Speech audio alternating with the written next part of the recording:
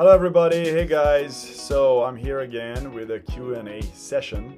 I got plenty of questions, so I'm going to address as many of them as possible, and I tried to be shorter than normal because I know I have a tendency to ramble on, but I'm going to try to focus. So let's get to it.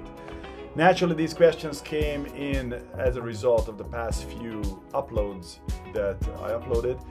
How do you get started running? Quick answer, you start walking.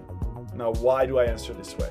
Most of the time when people decide to get into shape, they are like, okay, running makes sense for me to do because that's an easy way to get into shape, doesn't require equipment. And it is true, it is a good way to get into shape. But the problem is, usually people, when they're out of shape, they don't realize that they had not even really walked around very much during the past long while. Running is good, but if you don't have a regular walking regimen, your legs are so deconditioned that running is just too much to start with. So I would highly recommend first bringing walking into your everydays. I'm talking every single day, set out that I'm going to walk for 30 minutes. If you're able to do that for 3-4 weeks, after that you might want to entertain the idea to get into running. In the case you are already spending a tremendous amount of time hiking, let's say, and doing other kind of exercise and you want to get into running, the story is a little bit different. You can start running and start very little. Start just 1 minute running, 1 minute walking. Do this for several segments, like let's say 5-6 segments, and then see how your body feels. If it feels okay, then the next time when you do it, which you should give yourself a couple of days to chill, and then after a couple of days come back and do the same thing but add an extra couple of segments to it. If you have a lot of muscle ache, then don't increase the segments. You have to kind of wait until you finally don't have any muscle ache from the previous session. And if that's the case and you're able to run X amount, let's say 6 segments of 1 minute walking, 1 minute running, you have no muscle ache whatsoever, you can move on and you can add more segments to it. And you work yourself up this way. This is a good way to start. What are the benefits of running? Well, this is a very loaded question. For a human being, there's a lot of benefits, as long as you run like a human being meant to run. Because most of the time people have ideologies in their mind which has nothing to do with the way a human being is meant to run. I actually wrote a book about it, which is coming out soon, so just a little patience, guys. We are in the final phases of delivery. But the reason I wrote about that, because my problem is there's so many people have running related injuries that I realize that something is wrong here. How is it possible that so many people suffer from running related injuries, yet it's an activity that seems like that it's really good for us? I believe people just don't run the way how human beings meant to run. I'll give you an example. If you take a cheetah and you make them run long distance, you will destroy them. Their joints are going to soar and they're going to be a cripple within a matter of a year, right? Yet cheetahs are very good at running a certain type of running. So humans are the same way. There's certain type of running that human being meant to do with our body. We are designed to run, but if you don't apply yourself to that type of running, you will have some issues. What should you wear when running? Well, the least amount of clothing. That is the best advice.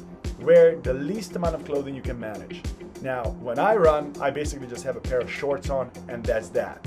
No shoes, no socks, nothing, no t-shirt. That way your system can cool itself effectively, your body can freely move, there's no restrictions around your joints. Now, I do understand that not everyone is nuts as I am when it comes to running, and it might take a while for you to be willing to take your shoe off.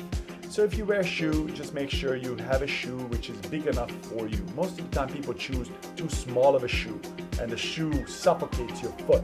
Is it better to run outdoors or on a treadmill? Now, this is a very common question, but once you understand about the way how human body works, you understand that you can't compare the two. It's very different reflex mechanism that kicks into place when you're moving your body over top a surface as opposed to when a surface is moving underneath you. Those are two different ways how the human nervous system operates, the way how your reflexes operate to keep your balance. So you can develop quite a bit of capabilities on a treadmill and not be able to really transfer that into normal running. It's not normal for human beings to have the surface move underneath you in the fashion of a treadmill. it also creates a very predictable pattern of running. So you're overusing one type of pattern of running, and that's just not good for you in the long haul. It doesn't matter who you are. Go outdoors, use this opportunity of running to immerse yourself into nature. What pace and style is best for beginner runners? That's a good one. Now, I'm going to do a tiny upload on this, and I'm going to attach it to this specific one. Your nose is your best friend as a beginner. I always recommend to people, if you cannot breathe only on your nose, then you shouldn't be running yet. That will mean you will need to be very slow. Everyone will pass you. It's gonna be also a good workout for your ego. Don't worry about it. Just breathe on your nose and run as slow as you need to make sure you do not open your mouth.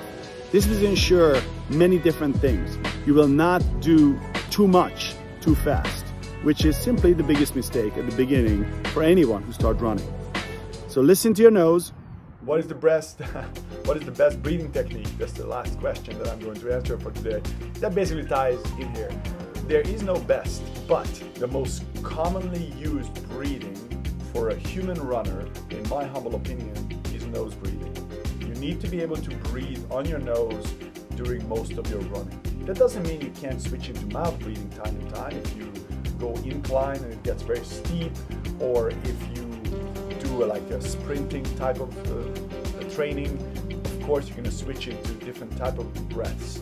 But generally talking, I would say a good 80% of the time, it's a good idea to breathe on your nose, especially when you're a beginner. You should make that 100%. I hope this is helpful to you guys.